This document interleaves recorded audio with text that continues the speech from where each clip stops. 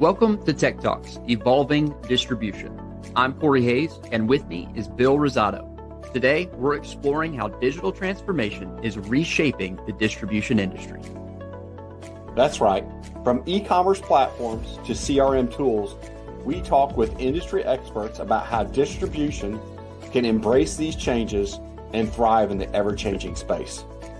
Whether you're just getting started or looking for new insights, we've got you covered.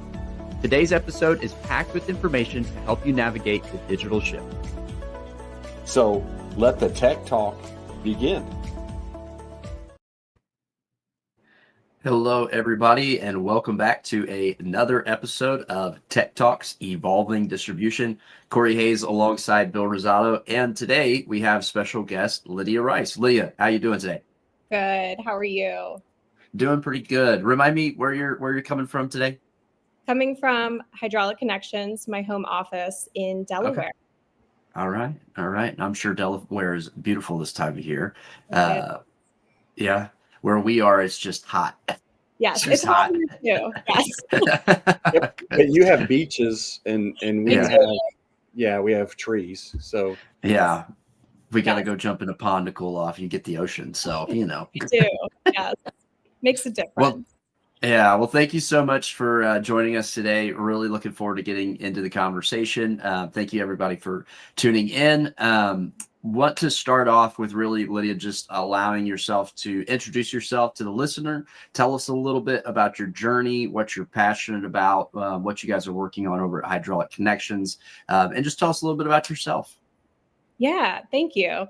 Lydia Rice. I'm the Director of E-commerce at Hydraulic Connections. I joined the team in March after spending 4 years with another fluid conveyance distributor.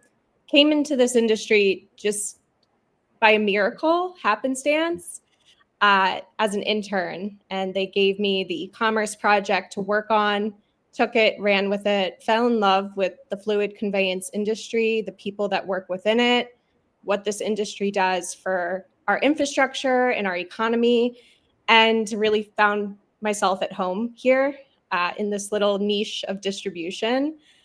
So launched a website with them, now launching an e-commerce platform based on Aldrich for Hydraulic Connections that will go live in August, and having fun with it, having fun with creating this experience for our teams and our customers. So it's awesome. funny you say that you, by miracle, right, that you came into to distribution, and people, we're not the sexiest like industry to be a part of, right? Distribution isn't the sexiest thing. People, hey, speak for yourself, okay? I'm just saying they don't wake up and go, you know what? I think when I grow up, I want to work in distribution. But one of the things you said there too was how important it is to our infrastructure, and people don't really understand that. And we as a community do have to embrace some things, and digital transformation is things that we're talking about, right? That bring talent like you, Lydia, right, to the industry, and then you stay, right? It's just not an intern and then you're moving on to something that seems sexier, right? Selling hydraulic hoses isn't sexy, right? But so we have to create those tools. So I'm glad you brought that up. Yeah, it's important to me because when I joined this industry, I thought a hose was a garden hose. That was my frame of reference for the hose industry, and seeing how every single thing that we take for granted, whether it's the food on our grocery store shelves, the truck that picks up our trash, at everything, the beer you drink, the car you drive, everything requires a hose. And it's very easy to be oblivious to that. I don't expect anyone outside of distribution to have full awareness of how many hoses go into the daily privileges that we have. But I feel grateful to be a part of this industry and how it serves our country. Yeah, there's something about working in an industry, kind of like you said, it's almost like it's layered, it's behind the scenes, but it's just got its hand in so much, and it's just involved so much. You really start to see just the power that distribution has just in general, and the weight that it carries. So talking about distribution as a whole, we're going to get into some of our questions here. And really talking about the digital transformation. That's really what the whole podcast is about, right? Is digital transformation in the distribution industry. So really just to start off, what challenges have you seen in digital transformation projects specific to the distribution industry? Challenges, I refuse to use the word challenge in my personal Okay. and professional Sure. life. Opportunities. It's an opportunity. Exactly. Yeah. It's an opportunity. And that's something that I think a lot of distributors and manufacturers, they see it as a challenge, they see it as a burden, and they either compartmentalize it and don't come back to it, or they dive into it. And I encourage them to dive into it. And one of those big ones is product data. We see it all the time where either manufacturers don't have complete product data, or the ERP product data isn't up to par for what they would want presented, a distributor would want presented to the outside world, anyone that lands on their website. It's kind of that like ghoul in the closet, tucked away, and it scares them. Or it's the process of taking that product data, the SKU data, and a short description from the ERP, and painting the picture of enriched product data to present online. And those are all kind of scary opportunities for manufacturers and distributors to explore and overcome, because a lot of the critical component of a great e-commerce experience in the industry like hose and fittings, where it's technical, it's engineered, is having complete product data. There's so many strategies to go around that and overcome the opportunity of the fear of the ERP data, or how are we going to get this enriched, or how are we going to get an image for this? It just starts about tackling it head on. So we talk about opportunities, right? Yeah. So tell us about what a successful project looks like, right? What are the keys to having successful digital transformation? There's so many factors, and it's about how you measure success. A lot of distributors, and when I first started in this industry, the measure of success was 25% of line items. And that was it. That was like the KPI, the gold standard, 25% line items entered online. And I think that negates all the other opportunities a website can hold for customers and for internal teams. When I joined Hydraulic Connections, I spent a day in the office doing nothing but listening to how our inside sales team answered questions for our customers. And a majority of them were, hey, what's the PSI on this hose? Hey, send me a copy of that last invoice. Hey, I need my tracking number. I lost it. I can't find it in my email. And for me, measuring a successful digital transformation project comes with answering those questions for the customers independently, and also empowering the internal teams to have that conversation with the customer of, hey, here's your tracking number. You can go see this online. I'm always here to help, but it's there. And that takes internal selling. That takes buy-in from the team and trust that, one, the platform is going to answer that question for the customer. And two, the customer is going to have the support to be able to go register, sign in, find it. And it's not going to be all on sales or inside sales or accounting to be a tech support to help the customer get there. So trust, supporting the buy-in, answering the question of what's in it for me, for the internal teams and for the customer. Not everyone's going to order online. That's the reality of it. Not every customer is going to order online. So that, pie in the sky, 25% of order lines, which is easy to achieve, is not reflective of the entire customer journey and how they're going to use it. Someone's just going to pay invoices on there. And I consider that a win because it alleviates accounting. Someone's just going to check pressure rating of their hoses online. And that's a win because it alleviates inside sales and our technical teams. So there's not a one size fits all answer to what does success look like. I think it comes down to when the site goes live and customers start using it, when your internal teams say, we're better off because we did this project. I have time in my day to explore other projects to grow within the company because I'm not sending invoices to customers all day. I'm not answering the question of what's the PSI on this hose all day.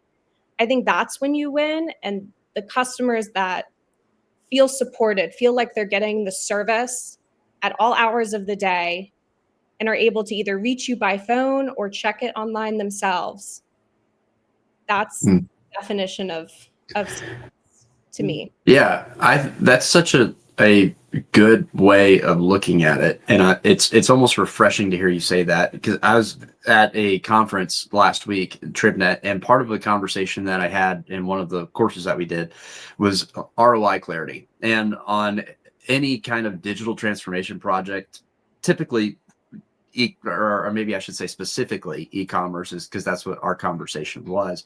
I think it's hard for some distributors to really understand the ROI clarity that's attached to that e-commerce platform, because you can't just say, well, we made X dollars off of orders, so there's our ROI, because it's exactly what you're talking about. It's enriched content, it's enriched data, that like invoice payments, things like that allow your customer to come on and not take up your team's time, not, have a useless or time wasting phone call where they have to track down certain information, but it's readily available at their fingertips. All of that contributes to your ROI too, and if you can break down, or at least try to, because it can be difficult, I understand, but if you could break down like how much time your team spends answering questions every single day on data, on specific specifications of items that could be put right in front of a customer on a website, and save that time for your team, that all contributes to your ROI. So you can start to kind of picture where the ROI can come from if you can break it down in a matter of minutes, in a matter of hours, in a matter of time. Each week that your team's spending. So I think that's a great way to look at it. And like I said, it's almost refreshing to hear you say that, because a lot of times it's hard to get people to understand that ROI clarity, And maybe it's a more, holistic approach to looking at the adoption of it. But I've seen it firsthand. I know, like I said, every customer is not going to order online, but they might use it to check their order history. And that's fun. And Bill, I know you were going somewhere with the bringing talent into this industry. Investing in this type of technology is future-proofing your business. One, you want to bring in new talent into your team. They're going to expect that they're going to have an e-commerce platform, a website to present to their customers, because that's what they're using every single day. And for your customers, the guy that's joining the team right now out of school, in 10 years, he might be the head of procurement. He might be the senior buyer in the maintenance shop. And he's going to expect to be able to do this online. And he's also going to be able to expect to call in when he needs to. So it's about future-proofing the company that you've built, and giving more opportunities for customers to buy from you, and for teams to be able to sell to your customers and encourage them to work with you. So early on in this conversation, you talked about a huge success, I think, that maybe some people overlook. So you joined Hydraulic Connections in March, right? Yeah. You went through the vetting process and decided what you were going to do, and all the discovery, right? You're sitting on calls to find out to do e-commerce, and you're telling me you're going to go live in August. Yeah. I mean, that in itself, right, is a misnomer in distribution and manufacturing as far as an e-commerce project, right? They see it as a 2-year, sometimes more project. Can you kind of tell us a little bit about that process and where you see that's led you to that? Yeah, I'll start by saying I'm not magic. I'm not a genius. There's many factors to look at with Hydraulic Connections. One, we're unique in that we're a wholesale distributor. We sell one manufacturer's line of hydraulic hose. We're proud to represent Manuli Hydraulics. We carry their entire hydraulics catalog stocked in New Jersey. So I'm not dealing with multiple manufacturers, and I'm not covering industrial hose. So we're dealing with around 12,000 SKUs. That makes it a little bit more manageable. The ERP had very clean data. Praise be that I had very clean data in the ERP to start with. I know that's not the reality for a lot of distributors, but the teams, the head of procurement and inside sales, they're all very committed to having great SKU data and customer data in the ERP. But most importantly, the biggest factor was the ERP integration between Aldrich and TrueLinks. People hear APIs and they hear integration and they cover their ears and they know it's going to be a battle. This was not a battle. I think I sent over the required information on a Thursday and we were up and running on Monday morning with pricing, inventory, open orders, customer information all pulling.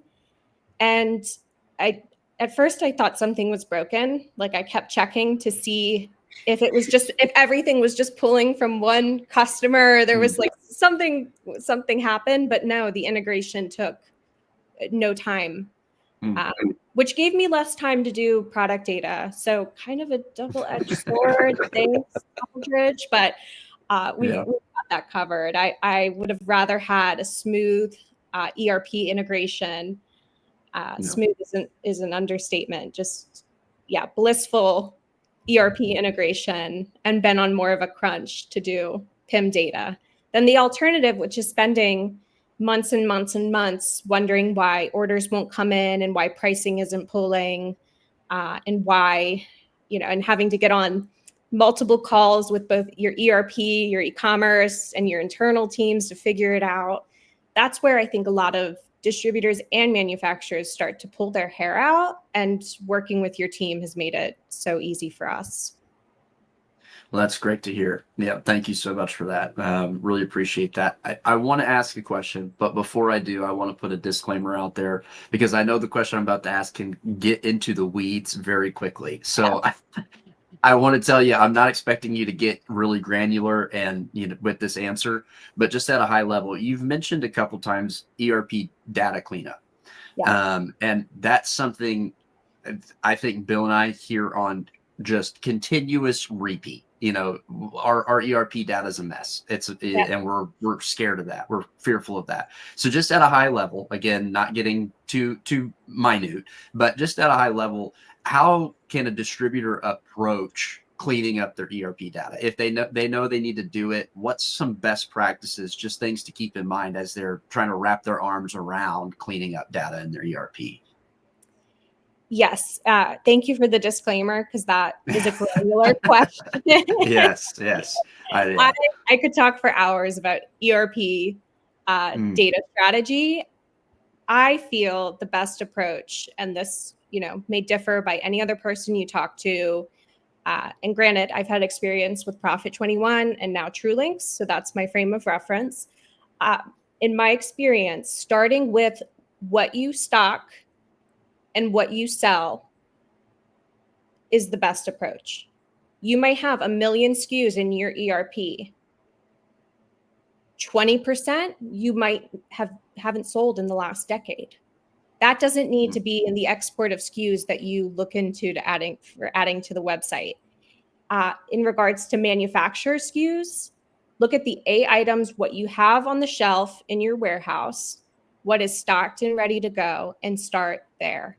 There's no need to tackle the hypothetical of what if someone, in Oregon needs this fitting that we could possibly get from the manufacturer. We need to put that on the website.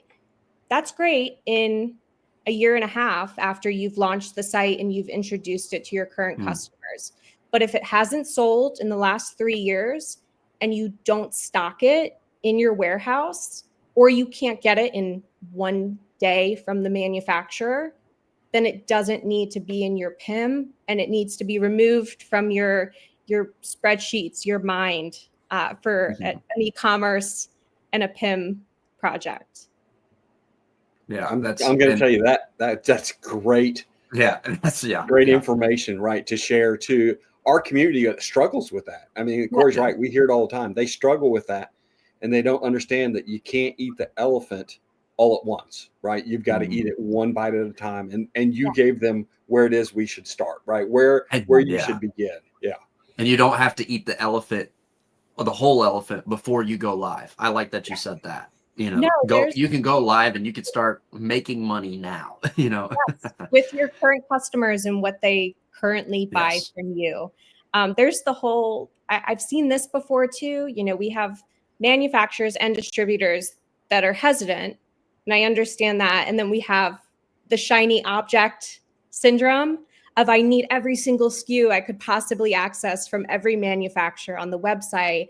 I need a custom configurator. I need all these custom features before the site is even live. And I'm a firm believer in minimum viable product to get a website live. I have my own standards for what that looks like, but it does not include every single bell and whistle and custom piece just for us. But the important part is having a continuous improvement plan. Going live is not the end of a project like this. It's really just the beginning for when it comes to customer feedback and how your teams use it. And in that period of getting feedback from customers and listening to how your teams use a site, that's when you start looking at all the shiny objects that they're interested in and not what you think they hypothetically could need in the future before the site is even live. Well, those are some great tips. But I know one of the questions that we normally end, right, is what's the biggest tip you would ask, right? What is the thing you put on a billboard if every distributor could see? Anything other than those great tips? I know what I would put. Future-proof your business. I love that. That was great. Future-proof your business and just get started. I know there's hesitancy around it. I know it's a change of pace for how you're currently doing business. It is going to flip things on its axis for everyone, for accounting, for inside sales, for the warehouse team, for outside sales. That's scary. It is future-proofing your business. Start now, start small, start with just what you stock, start with one manufacturer, just get started, get in the pace of it and see where it takes you and see how you can build upon it. Because yes, it is future-proofing your business. And that ultimately is what your responsibility to your teams and your customers is. Yeah. I think you've more than once in this conversation have, nailed the head. How's that saying go? You just nailed it down. It was awesome. You killed it. That's all I'm trying to say. Yeah, this is what I'm passionate about. Yeah. I love distribution. Bill, like you said, I didn't dream as a little girl of being in hose and fitting distribution, but I care so much about it. I want to see that the people in this industry protect their businesses, support their customers and their teams. And it's what I care about. And I hope that comes across. I think it does. I mean, I think this has probably been one of my favorite conversations since we started this. I mean, you had some really, really great stuff to unpack there. And I thank you for joining us today. Thank you for being part of it. Bill, before I send the people home, do you have any final thoughts? Well, I think the big thing is we want to thank you for what you've done for the community and what you continue to do for the community. You've talked about helping 2 distributors, but I know personally that you've helped multiple distributors at a distance, right? And I think this conversation is really going to help the community also. Thank you, Bill.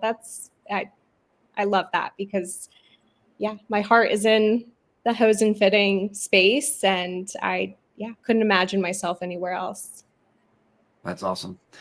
Well, thank you so much again. And to our listener, thank you for joining us for this episode of Tech Talks. We're going to wrap it up here, but we will see you next time. Everybody have a good day, and we'll see you later. All right. And that's a wrap for today's episode of Tech Talks Evolving Distribution. Thanks for tuning in. And we hope you've gained some valuable insights on how to embrace digital transformation and stay ahead in the distribution industry. A special thanks to our sponsor, Aldrich Web Solutions, for supporting this podcast. With over 20 years of experience, they've been helping distributors win online and maximize their digital presence. Be sure to check them out if you're ready to take your business to the next level.